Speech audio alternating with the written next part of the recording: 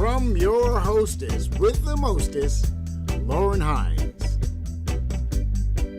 This is I Did It My Way, the podcast that brings you into the story of leading entrepreneurs and tastemakers. Liz King is an event planning superhero by day and closeted tech geek and introvert by night. Distraught by the thought of everyday civilians being conquered by spreadsheets, she resolved to rechannel her organizational and tech-savvy superpowers and launched Liz King Events while still running events full-time for Columbia University. Liz King, now Caruso, voraciously shared content on event best practices via social media and quickly became a thought leader and influencer amongst her peers. Her hopes of being an incognito event superhero went down the drain as her cover was blown when she started making cameos on lists like Successful Meeting List of 25 Most Influential People in the Meetings Industry for 2 years in a row and Connect Magazine's list of 40 under 40 up-and-coming event planners in 2011. Liz now comfortably wears her cape and employs her superpowers to help entrepreneurs and brands like Claudia Chan and Ramit Sethi plan smart, tech-savvy events to better engage their attendees. Outside of client events, Liz uses her prowess to educate and challenge her industry peers on how to better integrate technology into live events to create a more winsome audience experience through auxiliary outlets, TechCtalk.com, and Planner Tech, of which she is the founder. When not saving Gotham from the event planning woes, Liz can be found unwinding by learning how to code, brushing up on her Korean, or indulging in Korean cuisine, all in civilian geek attire, of course. Hey everybody, I'm Lauren Hines, and I am so glad you all have decided to join us today for this installment of I Did It My Way. We apologize for the background here. It's a little hazy and gloomy, but sometimes that's how it is in production when you don't have the ideal setup, but the show must go on. Today, I am so happy to be joined by the astounding, amazing Liz King, or Liz Caruso, excuse me, newlywed of Liz King Events. If you guys haven't heard of her, you may have heard of TechC Talk. Or you might have heard of the huge conference that she runs every year that focuses in on the technology elements. We'll hear a little bit more about that as it pertains to running your events effectively. But Liz King is a beast. She's someone I respect, and thousands of other event professionals respect and look to for advice and industry expertise as it pertains to how we get the maximum impact for our events experience. So welcome, Liz, to I Did It My Way. Thanks for joining us today. Thank you for having me. Yeah, I was so glad we were able to connect. I know you're a super busy woman, and you're in the midst of the final prep for your conference this June 2nd, right? Yeah, we have about 3 weeks left, so we're in the final push. You know how that is. Oh, goodness, yeah. Well, I mean, at this point, it's kind of like putting out fires that might have come up, right? Yeah, you're just basically rolling with it. Anything that's happened so far is happening until the event, so we're just making it come together. Yeah. And make it look like it was all planned to look like that. You're right. Yeah, the one key element is that no one knows. Like if something goes wrong, no one knows. It's okay. That's a successful event. Yeah. So tell me a little bit about your conference before we get into the podcast here. Can you tell our group about how many folks are there, what's the feel and the purpose of the conference, and some highlights from it? Sure. So it started as an event technology showcase, which was just a 2-hour event, and we would showcase all these different companies. And then we realized that planners could see companies all day long, but if they don't know kind of like the fundamentals of integrating these technologies and how do you know which one is best for you and which one is not a good fit, then it's not that helpful. So we expanded it into a full day conference, and we get about 250 corporate and independent event planners who come out. And we also are going to be live streaming this year. So hopefully exciting! Online. And it's just a good opportunity to not only educate fellow event professionals, but for us as planners ourselves, it's kind of our playground. Like sometimes we want to do something with a client and they'll say, yeah, I don't think it's a good idea. I don't know if it's been proven. We're like, okay, so we'll do it ourselves. And then we'll show you that it works. So we like to play with, the room setups and the timing of the sessions and entertainment and things like that. It's a really fun, casual event that Very cool. happens to also be educational. So it's called TechC Talk Live, and you can find it at techctalklive.com, which is TechCytalk.com. And we host it around early June. So this year it's June 2nd, 2017. And it's usually around that time. We try to get it before all the kids are out of school and right after, hopefully, conference season. So hopefully people aren't too busy. So Liz, I really want to hear, we hear a lot about the technology and the things that you do, but I want to talk a little bit about Liz King, or Liz Caruso, the person. First off, congratulations, of course, on recently being wed. Thank you. Yeah. I remember we were on your podcast not too long ago talking about how costly weddings are. Yes, I remember that conversation. Yeah, you remember it. Now it's like ingrained in you, and you're a firm believer that the cost of how much expensive weddings. Exactly. I'm working on a blog post about, what I learned as a planner planning a wedding, because it's so different, corporate events compared to weddings. And, everyone says planning your own events is, so much, you're so much more invested. But I plan TechC Talk Live all the time. So I assumed, it's not going to be worse than that. That's my baby. But no, wedding is definitely a whole nother beast. What were the challenges? Because I find a lot of people who are specialized in corporate events, they come over and they say, I can also plan your wedding when they want to open up to that area of the social marketplace. What do you feel was more challenging, jumping from corporate to planning your own wedding?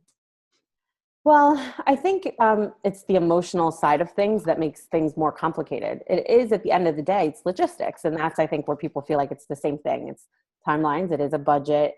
There's vendors involved. There's a lot of coordination. But it's that person, or in our case, it was our only wedding. That's our plan. Yeah, right. One wedding, right? So, exactly. So, you're thinking about what you want, also paired with who you are as people and your personalities. Like for us, we're both introverts.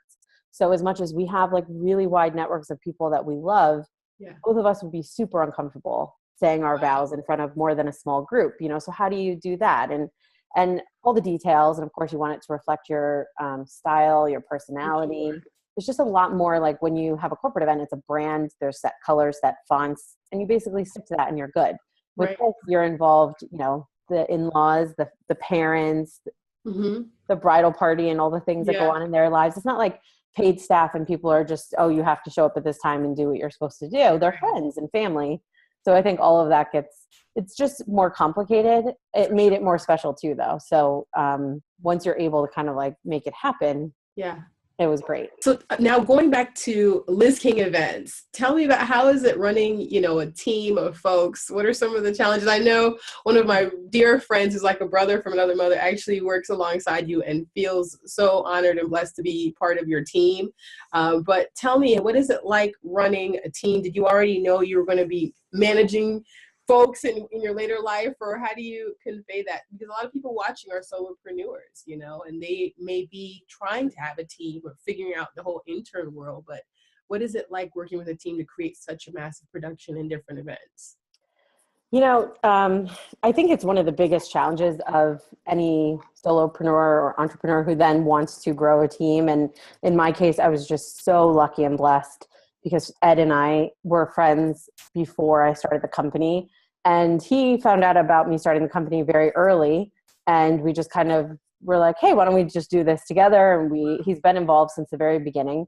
And they say not to work with friends and family. I don't agree with that at all. At the end of the day, we've hired a lot of staff for part-time, full-time positions. And we haven't had a lot of staff members. They've all been amazing.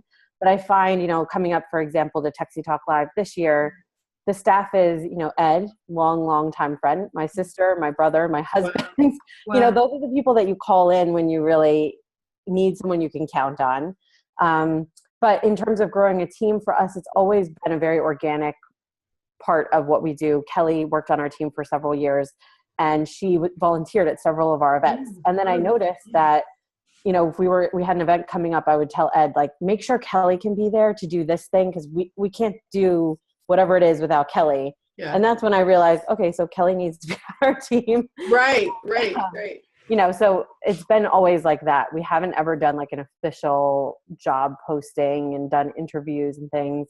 But I think that is what makes it successful. They're meaningful relationships. We're friends with these people at the end of the day. We become family. For And sure. we work very closely together. But I think a lot of people think, between Liz King events and TechC Talk and the other things that I'm involved in, we must have a really big team. But for the most part, it's Ed and I just like busting our butts all the time. What are some things you feel that you have that has enabled you to be consistent, I guess, or have what structures are there in place, or what things have you been able to do to really manage all it is the empire of kind of Liz King events? Well, I'm glad that it seems structured to somebody. To me, honestly, day to day, it feels really inconsistent and unstructured. And Ed and I both work remotely, and we are on the phone and text all the time. And that's how we get stuff done. Right. And on a given day, I feel driven in a million directions. I'm super involved in my family. Right before this podcast, I had like an air conditioner being installed. These are the things you deal with when you work from home. It's just running around and managing a lot of stuff. But for me, I think it comes down to the fact that I really enjoy doing what we do. So I don't, even though I have my breaks and I like to, take time off and vacation and do other things, it's easier for me to jump back into the work because I love it. And so TechC Talk Live, it's one of those things that, we do every year, and I get excited. As soon as it's over, we usually meet up the next day and start talking about, so, now what? Now what can we do better for next year? And our client events are very much the same way. We spend a lot of time getting to know them. They become like friends, and then it's fun to plan those events too. Yeah. But yeah, I've over the years, I've done things like, blocking my time and identifying when I'm working on projects and when I'm working on various things. That way it's in the calendar. I've done, just morning routines, making sure that every morning I do a few things, personal and professional, just to bang it out. And so I've implemented lots of structures, but they kind of come and go depending on the phase of life. And Right. Yeah, for sure. That blocking of time is so critical. One of the people I listen to calls it tiger time. Her name's Amy Porterfield, and she just calls it tiger time because she's so ferocious with those blocks. And I think I personally need to be more ferocious with those blocks of time, unless it's an appointment. But share with everyone how you kind of got your start, because it started at at a time when I think most people wouldn't have decided to start their own business. But would you mind sharing some of the early stories there and how you began Liz King events? Sure. So my company started around 2009, 2010. The economy was not doing very well. And I like to say that I was just, really naive, and I didn't know what that meant for a business, and I didn't care. Right. And I was working full-time for Columbia University, doing events for them. But I knew I had this bug to do something on my own. And I think starting a business at that time, there were a few benefits. One was because I had the full-time job, I was able to be very selective about which events I took on. I didn't have a lot of time, and I did have a steady income. And that allowed my brand to get identified very quickly by the public. They didn't see me doing a wedding and then a corporate event and then a fundraiser and a bunch of free stuff. I was basically doing what I was really interested about from the very beginning. And back then, budgets were super tight. So a lot of people wanted people to work for free. And back then I wasn't smart enough not to do that. And so I took advantage of really every opportunity around me. Anyone who wanted me to write a blog, be on a podcast, tweet for them, do a social media lounge, like whatever it was. Half the time I didn't even know what I was doing. I would just put it together and then, do it. And I was just so excited about doing something. Yeah. And I really got the name out there and established relationships with a lot of people. I felt when I left Columbia full-time, to do this full-time in 2013, Wow. I immediately, when I did that, I had no clients lined up for 2013. I left in January, and I thought this is going to be a huge test. Yeah. And I would say for all of 2013, I just felt it all paying back, all those 2.5 years of, things I had done for free and things I had done in exchange for some kind of promotion or in exchange for something. Those people all then came back and were recommending people to me. And I was really busy our first year, and we were able to double our revenue every year for the first few years, which never happens. Wow. And I think it's because I built it really slowly, and because it just happened to work. Everyone's budgets were really tight. I was really willing to do kind of whatever to get my name out there. And I think it really paid off in the end. Hey everyone, hope you've been enjoying this episode of I Did It My Way. I'm Lauren Hines, your hostess, and at this point we wanted to encourage you all to let us know if you have a business or you have a project that you're pushing forward. We would love to welcome you as a sponsor for I Did It My Way. In addition, we're here in the local Georgia area, so we have other opportunities if you are interested in being able to expand your business here in Atlanta, the metro Atlanta area, or if you are local to here. We want to encourage you to reach out and find out some opportunities available through the I Did It My Way sponsorship program, as well as some on-the-ground activities that we do through Atlanta Wedding and Event Professionals Network throughout the year. We have dozens of opportunities for you to be able to partner with us for more than simply the podcast, which of course will reach our audience, but also of course if you want more live on the ground visibility as well. In the more high-touch capacity, we're happy to be able to introduce some of those opportunities to you too.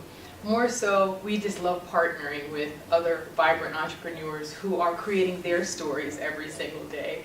And so help us along our journey, and we'll help you along yours as you consider partnering with us for I Did It My Way as a sponsor and beyond.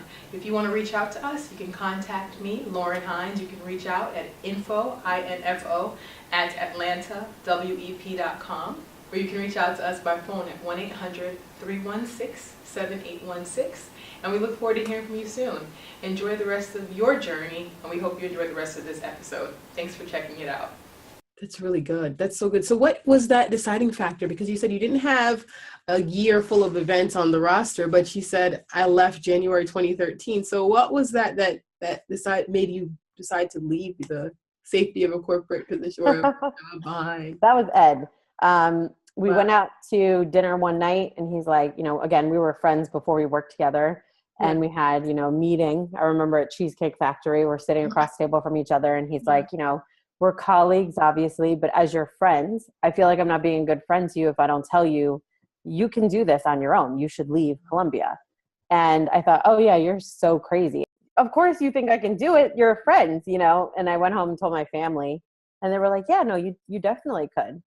And I thought, okay. Wow. And I don't know I think it was just the courage from their support that I said, okay. So I quit in December, and I gave my 1 month notice.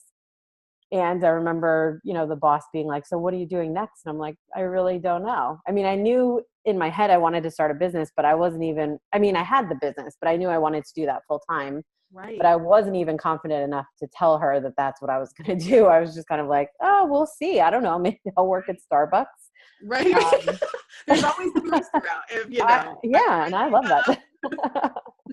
So, but yeah, and then we just picked up. My last day was a Friday, and the first Liz King events full-time working day was Monday, and I got a call from a client that I had pitched 3 months earlier who turned me down, and their event planner had totally failed the event, and they needed me in an emergency and paid me very well. And that was my first client 3 days after I left. And those are the things you can't. Right. Yeah. So, okay, now you developed a niche in the events world, because first you said you were planning a lot of the events that were coming your way. And then you said you also got to build the type of events or do the types of things that you really wanted to do. And then we create this niche within the world of technology and events. What was that transition like? How did you arrive there? So on the planning side, I knew I liked to do conferences. And so as I planned different kinds of conferences, I learned in particular, I really like working with startups. They tend to be very flexible. And I really just like that, I think that's why I'm an entrepreneur. I like that ground level. Everyone's doing everything. You don't really have a set job. So I like working in companies like that. And then with technology, actually, it's that I had a Twitter account. I am techie, and I've integrated that with our clients all the way, but I would never have thought oh, that's something I should sell or market myself as. Instead, I had this Twitter account, and BizBash, who's, one of the largest publications in the industry, came to me and said, hey, can you do a social media lounge in the middle of our trade show floor in 2010 when Twitter was really, really big? And I said, sure. What is a social media lounge? And they were like, well, we're not really sure. You just figure it out. And I said, okay. I went out to drink with a friend that night, and I said, well, what could that be? And so we came up with some ideas, and we did it. How cool. And, it was in the center of this lounge, and everyone from that point forward started referring to me as a technology genius and integrating events with technology.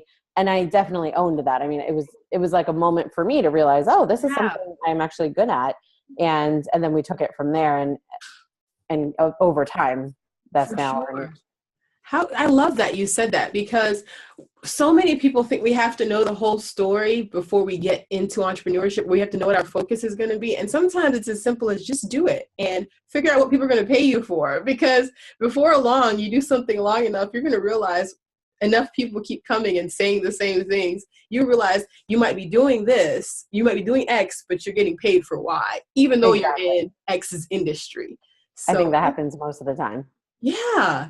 And you just got to be busy and you'll figure it out, you really will figure it out. Be busy and do it well, and you'll figure it out. Exactly. What were, in terms of the technology side of things, I want to transition there because I think obviously we're in the information age, the digital era where everything is so tech driven and technology driven. And you find a way to maximize the event experience with it. Can you elaborate a little bit about the event experience and what that is for Liz King or Liz Caruso? Sure. So, I think in the events industry, we focus so much on, the logistical things, the timelines, the budgets, the venue, and all of that stuff is so important. But I think we don't spend enough time thinking about the experience that our attendees have, the experience our sponsors have, our speakers. And, I'm sure everyone has noticed we are in very competitive times. Yes. A person could go to 100 events tonight in New York City. So why are they going to choose your event? And then let's say they go, well, what's going to make them come back year after year? At the end of the day, I really believe that's from an experience. And I think it comes down to very simple things like easy registration process, easy check-in process, great content, great networking, fun, some basic factors. And I think that technology amps all of that up. I remember in 2009, I predicted that paper registration was going to be non-existent. Like you get to an event and they've printed out Excels. Yes. I'm really embarrassed to say that we are not. It kills me to see that. I go to these beautiful, it's supposed to be these well-promoted events now. You go there and they're flipping through the sheets, like crossing out names. Yeah. But it came from a digital platform. So why are you? Right. That's the worst part. And there are free platforms that allow you to do the check-in, but especially when I see that for people who are doing events for the events industry, I'm like, yes. So to me, those little things, often not that expensive either, can really make a difference in the experience of a person, the attendee in particular. And I think it's just really important to think about the fact that people are connected to their phones all the time, and they don't want to go to your conference and put their phone in their pocket and feel like they can't bring it out all day. They want to use it. Yes. You could actually get them to use it to better engage with what's happening. They don't have to be on Facebook the whole day, but that's like above and beyond the logistical timeline stuff. For sure. That's a real thought about pulling pieces together strategically to make a great experience. Yeah. I was on your blog and I was all in this one post about the lighting, some of the ways that you can affect even lighting, because as myself, as this kooky person, I go and I'm always like, how can we do it differently? How can we do it differently? As if it's not great enough, but you always have to be thinking as an entrepreneur, what's beyond the corner? What can't I see and how can I get there and then bring that to the market and kind of lead that, right? And you did a post on atmospherics and changing the lighting and all that. Do you mind talking a little bit about that? Yeah, lighting is so important. You and I spent a few minutes before going live on this podcast talking about our own lighting. Oh my gosh, yes. And can we get it right? And it is what it is. And I think it's something a lot of people don't think about. Changing the colors, access to, as much as you can, natural lighting for events and venues is always really important. Right. But when you're in, especially like a conference room with 4 white walls, you can completely transform a person's mood, their engagement level, just by changing the colors in the room. Mm-hmm. And there's a company in New York that we work with called Luminescence Productions. The traditional uplights are, the light with a little plastic piece of paper and you choose out of 8 colors. It's a simple thing, but it's digital uplights and you can use an iPad to control. You could do chartreuse and fuchsia, whatever color combinations you want.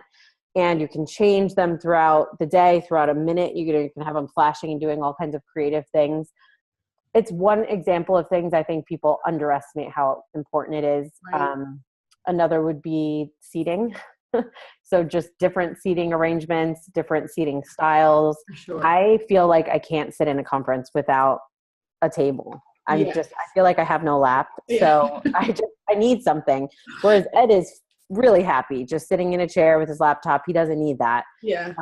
So standing in a corner somewhere or something. Yeah. People like to have options. So to do a full room with just theater style, what if you could mix it with classroom, with lounge furniture, with yoga balls? Like all of that helps people to stay engaged. That sounds good. That's cool. Yoga balls. I haven't seen yoga balls in a conference. Oh yeah, it happens. You just Very rent them cool. or yeah. I like that. Very cool. So what are some effective things that you feel you've seen, Liz, for getting folks to your event? It's one thing to have an event, set the environment, you've got the logistics down, you've got great speakers, but in terms of the marketing of it, and whether it's tools or anything, strategies you feel that have been really helpful for you without giving away your secret sauce, but just some help to fellow producers and planners out there who are putting on events that require 100, 2, 3, 4, 1,000 people to attend it. What are some things you feel have been very helpful for you? So one of my favorite tools is called Bizzabo, and they're like a registration platform and an event management platform. And they have two features built in, which I think regardless of whether you were using them or not, although I love using them, I think they're just really great for promotion. So one is called double-sided rewards. And the idea is that I register for your event, I get a link, and I'm asked to share that. If I share that with my network and someone registers, they'll get whatever percent off, 10, 20%. And I get 10% of my money back up until I earn a free ticket. So it really gives your attendees incentive to market this event. And that particular platform manages all of that on the back end. So at the end of your event, you're not counting how many shares and cutting people checks. It's an automatic process. So these people are really earning their money back as they go. Wow. And I found that it really encourages people to share. And then they also have something called HotLeads, which some other registration platforms have. Just someone starts registering and they don't come back to that process. They get distracted or their computer shuts down or whatever. It just sends them a reminder, hey, we noticed you started registering, but you haven't completed the process. You can offer a discount at that point if you feel like maybe it's price that's an issue. We recently did this for a client event and they sold 40% of their tickets through HotLeads. So they may have sold 40% less tickets if they weren't following up with those people. Wow. So huge difference. And then I think, affiliates, finding out who in your audience has an audience of their own and what can you do to incentivize them to share it with that audience, whether it's front row tickets or a free t-shirt or whatever it might be. Those are some things that work. Very cool. Very cool. That's powerful. Yeah. And I'll put the links down, of course, in the description here, everybody, so you can be able to see Bizzabo, HotLeads. And of course, feel free to leave a comment, submit a question for myself or for Liz, or some ideas that you can have implemented for partners and affiliates to be able to spread your message about your event. So Liz, what, if you could pick out of a hat, I know everyone asks this question, but just the lessons that you've learned from starting your company in a downturn economy to now being in a groove, doing what you love, but still having to keep all these plates going. What do you feel are your, if you were to pull out lessons, I wouldn't ask the one nugget, but if you were to pull out some lessons that you would encourage to someone in the journey as well, what would you share? Yeah, there's a lot, but I think maybe the most basic one would be to be really flexible and to trust your intuition and your gut and work really hard. And I think the combination of those three things leads you to very good places. When I started my business in 2010, everyone was telling me, you got to write this business plan, you got to have all these components to it. And I did spend some time thinking about those things.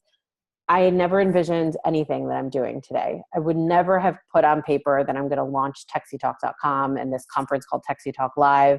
I now run a group called Founder Network, which is to support other female founders and who run their own businesses.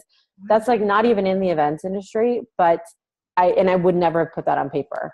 And one of the things that I've been able to keep our business running because we do more than just the event planning. We have the TechC Talk stuff, but I've also been doing speaking, consulting, and I think being flexible about, how you're going to make your living is really important. I remember the first time I got a request to do a speaking engagement.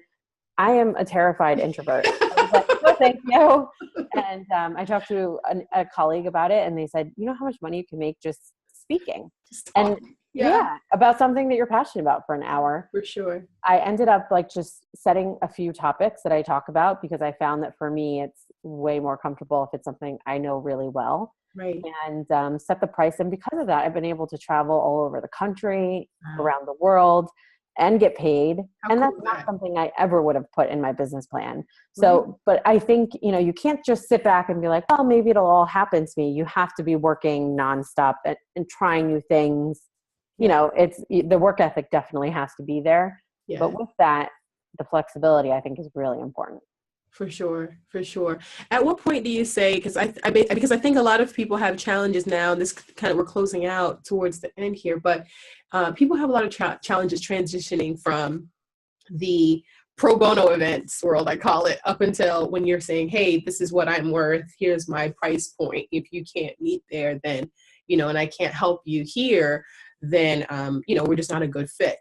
At what point was that for you? Was it schedule? Was it like, just being tired of enough of this type of event or this type of client? What were some of the markers that you knew at this point, I'm no longer having to or wanting or going to do this side of the business anymore? Yeah. So, the advice I give looking back, it's not necessarily how I did it, but it's what I definitely would recommend, is know your worth from the beginning. Know what you might charge per hour and what that's going to have to look like in order for you to sustain a business in this industry. Yeah. And then always quote a price, even if you're willing to do it for free. So you could say, this event is going to take, to hire us for this event, it's going to cost $10,000. Because we're really passionate about the cause, we're willing to do this for free, but we're looking for $10,000 of exchange value. That might be introductions to people they know who would be planning events. It might be promotion on their website as the event planner and use of all the photos and videos of that event for your portfolio. You can identify the value of that and make that exchange. So then at some point you need to decide, I can't keep living off of the value exchange. I need the cash. And that's when I think you have to make that change. And I think that's earlier than most people think it is. I think I now have a harder time charging because I waited too long to do that. But you have to know your value, and you should stick to that from the very beginning. Otherwise, you always have to unbrand yourself as the girl who does everything for free. Right. Exactly. Yeah. And then you hear, this is the pop culture of rebranding. Everyone's rebranding. It's not the kind of rebrand you want to make, though, I'm telling you. That's cool. Very cool. Liz, thank you so much for sharing the time with us today. I know people can go on to TechC Talk, TechCsytalk. Just Google it. You'll find the conference. You'll find, of course, the podcast. And then Founder, would you mind sharing how people can find that platform for women entrepreneurs? Sure. It's foundernetwork.com, but it's FOUNDHER. So the her is in there. And it's an online platform, so you can participate from anywhere in the world. And we have monthly video chats where this is the first place I'm announcing it, but we're coming out with a podcast of our own there. And it's just designed to, be a community and educate and empower females who run their own business or want to run their own business. Powerful.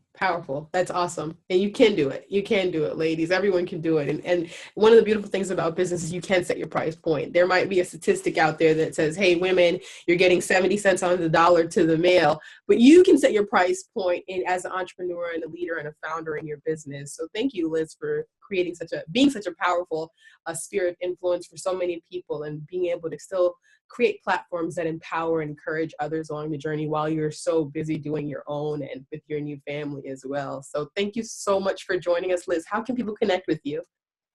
Liz at TechCtalk.com is the best email, and I'm kind of slow with email, but I'm really good at it. I will respond. Or at Liz King Events on Twitter, Instagram, any online platform. Awesome. Well, thanks so much, Liz. And thank you, everybody, for joining I Did It My Way, the podcast that brings you into the story of leading entrepreneurs and tastemakers. Thanks again for joining. I'm Lauren Hines. Thanks again, Liz. And we'll see you on the next episode. Thank you for being a part of the magic with I Did It My Way. Visit us at www.AtlantaWEP.com.